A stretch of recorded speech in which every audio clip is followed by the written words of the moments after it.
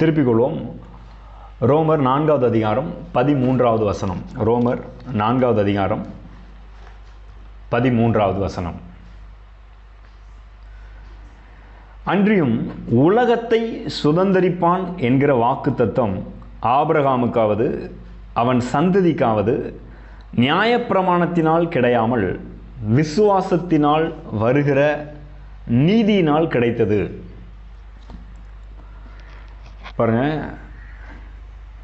இந்த வேத பகுதி என்ன சொல்லுது அப்படின்னா, நீங்கள் உலகத்தை சுதந்தரிப்பீர்கள் என்று சொல்லுகிறது. எங்கெங்க நீங்கள் எங்கெங்க உலகத்தை சுதந்தரிப்பீங்கன்னு சொல்லுது? அங்கே உலகத்தை சுதந்தரிப்பான் என்கிற வாக்குத்தத்தம் ஆபிரகாமுக்காவது அவன் சந்ததிக்காவது நியாயப்பிரமாணத்தினால் கிடையாமல் விசுவாசத்தினால் வருகிற நீதினால் கிடைத்ததுன்னு தானே சொல்லியிருக்குது. நாங்கள் எங்கே உலகத்தை சுதந்தரிக்கிறது அப்படின்னு யோசிச்சிங்கன்னா பாருங்கள், கலாத்தியர் 3:29 பவுல் எழுதுகிறார், நீங்கள் கிறிஸ்துவின் உடையவர்களானால் வாக்குத்தத்தத்தின்படியே ஆபிரகாமின் சந்ததியாராயும் வாக்குத்தத்தத்தின்படியே சுதந்திரராயும் இருக்கிறீர்கள் அப்படின்னு சொல்கிறார். பாருங்கள், நாம் எல்லாரும் யார்? கிறிஸ்துவினுடையவர்கள். அதனால் நாம் யாராக இருக்கிறோம்? ஆபிரகாமின் சந்ததியாராக இருக்கிறோம். ஆபிரகாமுக்கு சொல்லப்பட்ட வாக்குத்தத்தம் நம்முடையதாயும் இருக்கிறது. எப்படி நம்முடையதாக இருக்கிறது? இங்கே சொல்கிறார் இல்லையா, உலகத்தை சுதந்தரிப்பான் என்கிற வாக்குத்தத்தம் ஆபிரகாமுக்காவது அவன் சந்ததிக்காவது. அந்த சந்ததி யார்?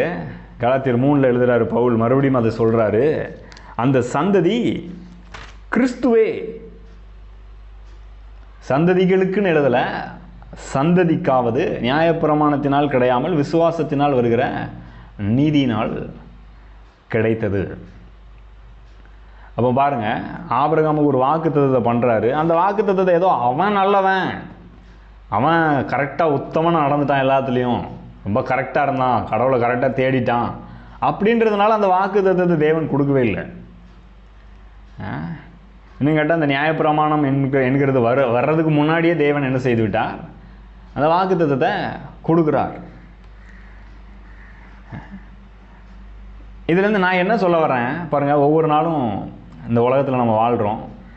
பாருங்கள், இந்த உலகம் பல பிரச்சனைகளினாலும் பல்வேறு எதிர்மறையான சூழ்நிலைகளினாலும் எதிர்மறையான மனிதர்களாலும் நிறைந்திருக்கிறது. எல்லாவற்றுக்கும் மேலாக நமக்கு பெரிய தடையாக இருக்கிறது என்ன நான் நினைப்பேன்னா, இந்த மதம். அதை பண்ணணும், இதை பண்ணணும், இதெல்லாம் செய்யணும், அதெல்லாம் செய்யணும். அப்போ அதெல்லாம் பண்ணால் தான் கடவுள்கிட்ட வர முடியும். கடவுளுடைய ஆசீர்வாதத்துக்கு நாம் சுதந்திரவாளிகளாக அதை பெற்று அனுபவிக்க முடியும் அப்படின்றது எல்லா மதங்களும் சொல்லுது. நான் நம்புகிறேன், கிறிஸ்தவ மதமும் அப்படி தான் காரியத்தை சொல்லிட்டு, கிறிஸ்தவ மதம் இல்லை நான் மதமாக ஆக்கி அப்படிப்பட்ட நம்பிக்கையை மக்கள் மனதில் ரொம்ப ஆழமாக பதிக்கப்பட்டு விட்டது. நம்ம கூட நிறைய நேரத்தில் தெரிந்தோ தெரியாமலோ அந்த ஒரு எண்ணத்தில் தான் வாழ்ந்துட்டுருக்குறோம். அதை நம்ம ஒத்துக்கிட்டு தான் ஆகணும். பாருங்கள், நானும் நிறைய நேரத்தில் அதை யோசிச்சது உண்டு. ஐயோ, நான் அதை பண்ணலையே, இதை செய்யலையே, இதை ஒழுங்காக பண்ணலையே, ஈவன் சில நேரம் பைபிள் ஒழுங்காக படிக்கலையே, இன்றைக்கி ஜெபம் பண்ண மறந்துட்டோமே, கடவுள் நம்மளை ஏற்றுப்பாரான்னு தெரியலையே அப்படின்ற ஒரு எண்ணத்தில் வந்துட்டோம். பாருங்கள், நான் சொல்லுகிறேன், அதுக்காக நான் மறுபடியும் ஞாபகப்படுத்திடுறேன், நான் ஜெபம் பண்ண வேணான்னு சொல்லலை, பைபிள் படிக்க வேணான்னு சொல்லலை. ஆனால் இதெல்லாம் பண்ணால் தான் கடவுளை என்னை ஏற்றுப்பாருன்னு நீங்கள் நம்பினீங்கன்னா நீங்கள் தேவனிடத்திலிருந்து எதையுமே பெற்றுக்கொள்ள முடியாது. ஏனென்றால் நாம் எல்லா நேரத்துலையும் எல்லாத்துலேயும் கரெக்டாக இருக்கிறது இல்லை. அதனால தான் தேவன் என்ன பண்ணிட்டாரு, வாக்குத்தத்தத்தை இந்த இடத்துல உலகத்தை சுதந்தரிப்பான் என்கிற வாக்குத்தத்தத்தை வாசிக்கிறோம். ஆனால் பொதுவாகவே எல்லா வாக்குத்தத்தங்களையும் தேவன் நாம் எப்படி சுதந்தரிக்கணும்னு வச்சுட்டாரு. அதை நியாயப்பிரமாணத்தை இதெல்லாம் பண்ணியிருப்பா கரெக்டாக, அப்போனா உனக்கு கிடச்சிரும் அப்படின்னு வைக்காமல் விசுவாசத்தினால் வருகிற நீதியினால் கிடைத்தது அப்படின்னு செட் பண்ணிட்டார். சரி, சிலர் யோசிக்கலாம், ஆனால் பல வாக்குத்தத்தங்களுக்கு பழைய ஏற்பாட்டில் நிபந்தனைகள் இருக்கிறத, அந்த நிபந்தனைகள் செஞ்சால் தானே இது நடக்கும், ப்ராக்டிக்கலாக அதானே உண்மையாக இருக்குது அப்படின்னு யோசிக்கலாம். பாருங்கள், அது உண்மை தான், நான் இல்லைன்னு சொல்லலை. ப்ராக்டிக்கலாக பார்த்தீங்கன்னா சில காரியங்களை செய்யும்போது அந்த காரியங்கள் நம்ம வாழ்க்கையில் பழிக்கிறது நடக்குது. ப்ராக்டிக்கலாக அது உண்மைன்றதை நானும் ஒத்துக்கிறேன், நானும் அதை அனுபவிக்கிறேன்.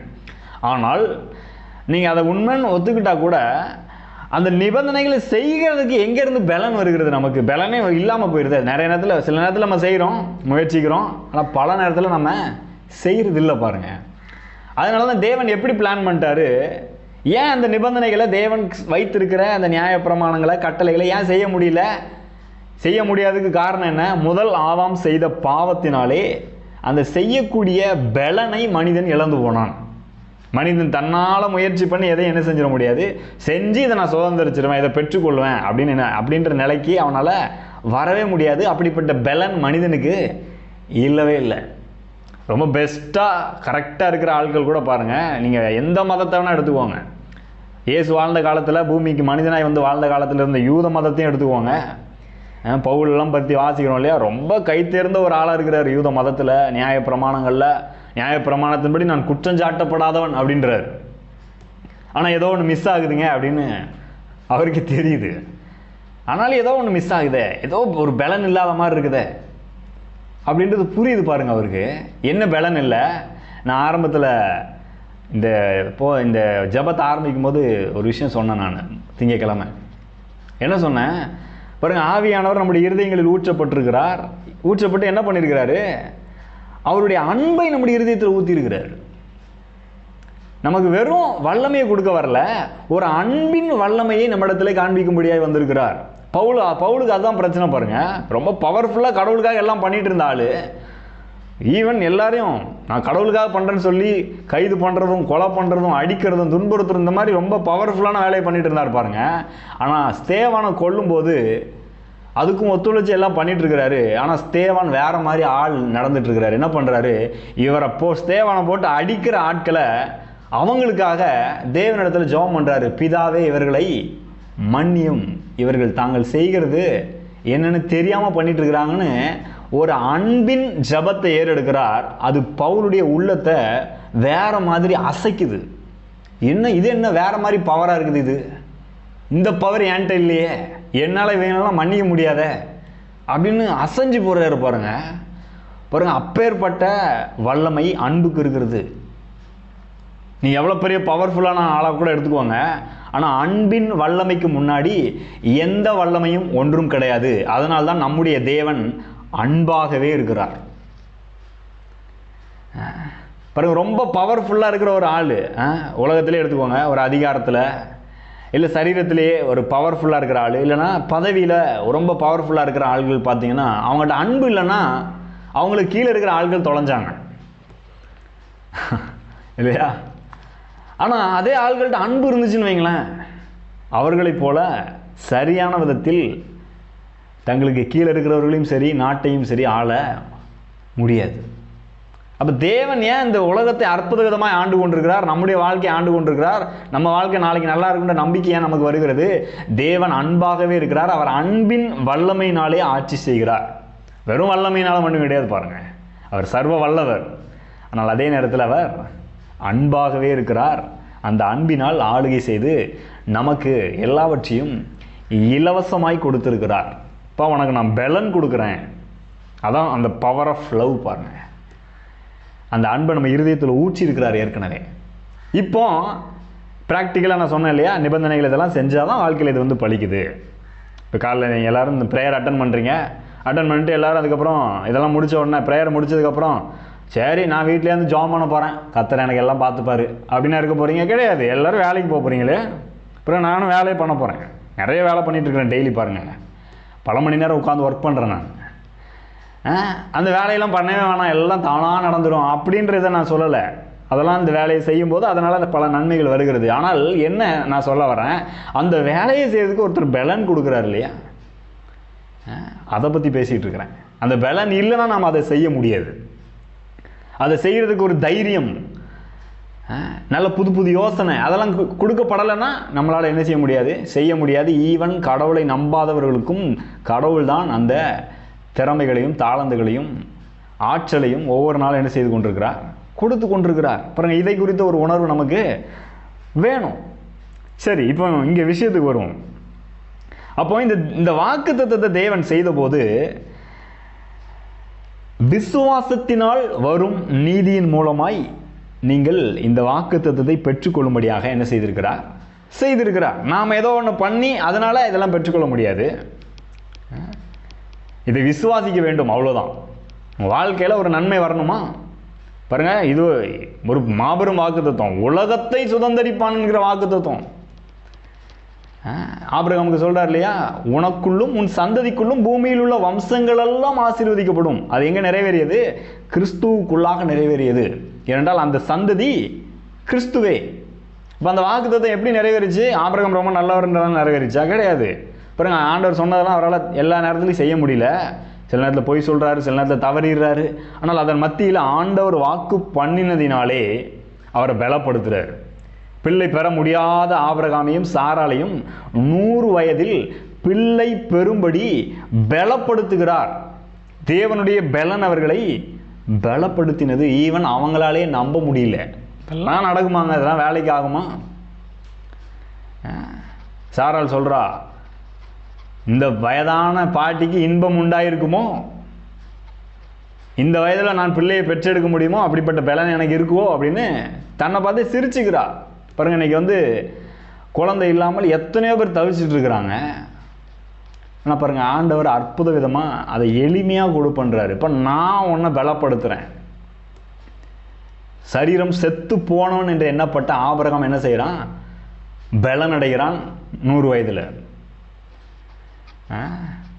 சாராளுடைய கற்பம் செத்து போச்சு, அவ்வளோதான், இனிமேல் வாய்ப்பே இல்லை அப்படின்ற சூழ்நிலையில் அவள் என்ன செய்கிறாள்? பலன் அடைகிறாள். எப்படி பலன் அடைகிறாள்?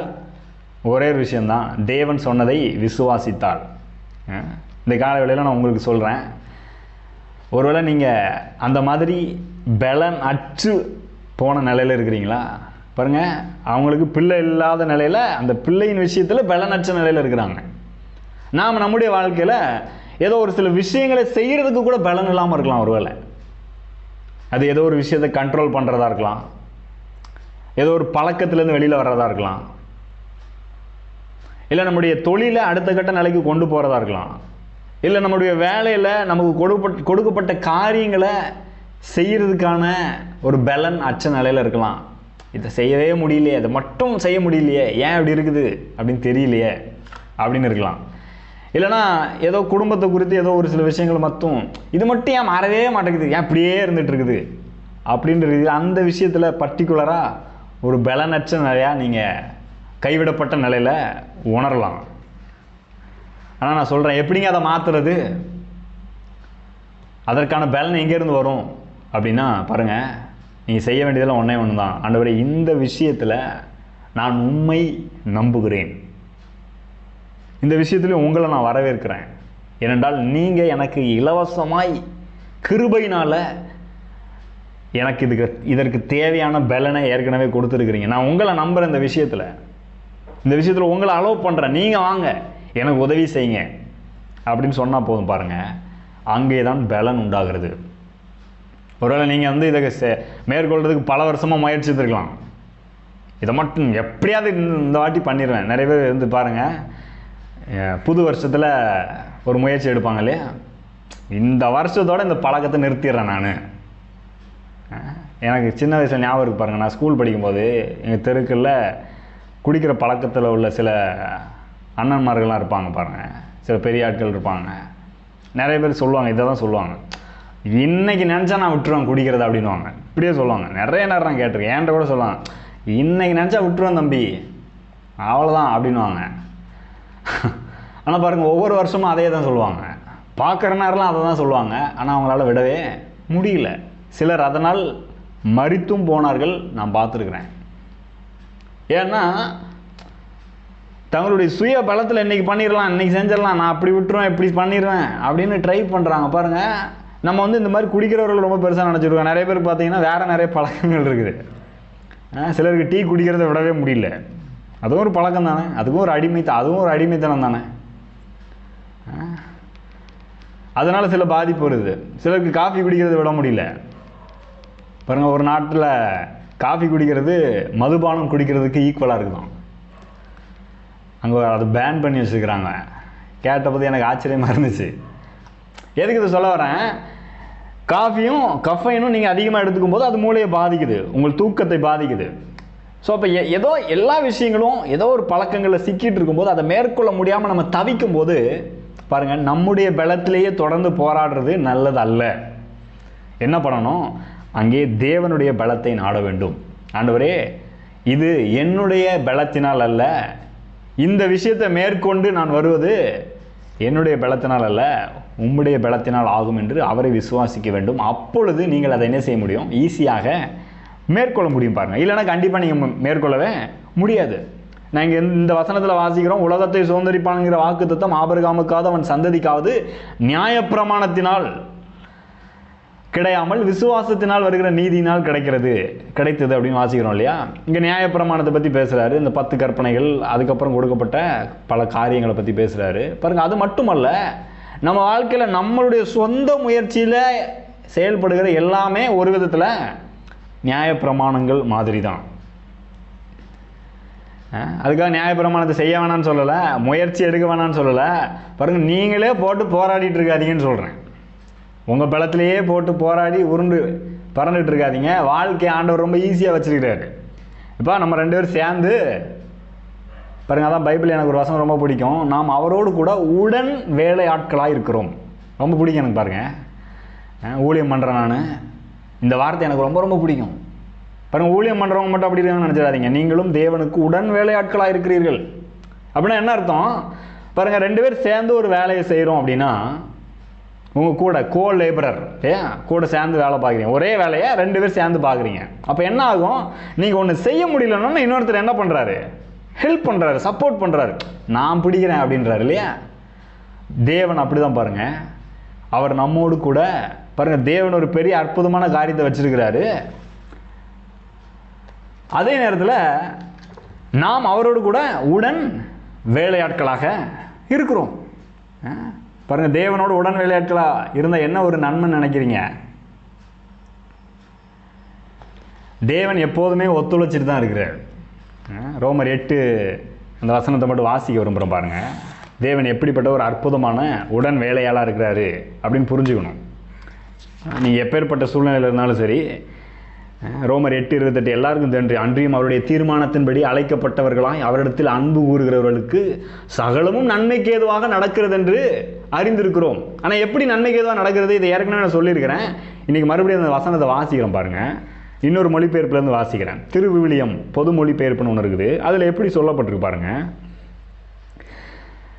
மேலும் கடவுளிடம் அன்பு கூறுபவர்களோடு, அதாவது அவருடைய திட்டத்திற்கு ஏற்ப அழைக்கப்பட்டவர்களோடு அவர்கள் நன்மைக்காகவே ஆவியானவர் அனைத்திலும் ஒத்துழைக்கிறார் என்பது நமக்கு தெரியும்.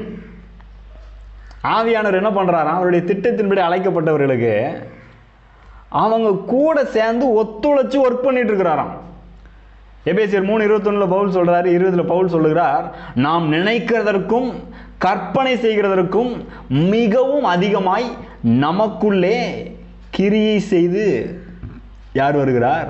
அவருடைய வல்லமையின்படியே கிரியை செய்து வருகிறார். பரிசுத்த ஆவியானவர் நமக்குள்ள வல்லமையா ஒர்க் பண்ணிட்டு இருக்கிறார். அப்ப ஆவியானவர் நம்ம கூட ஒத்துழைச்சு ஒர்க் பண்றாரு.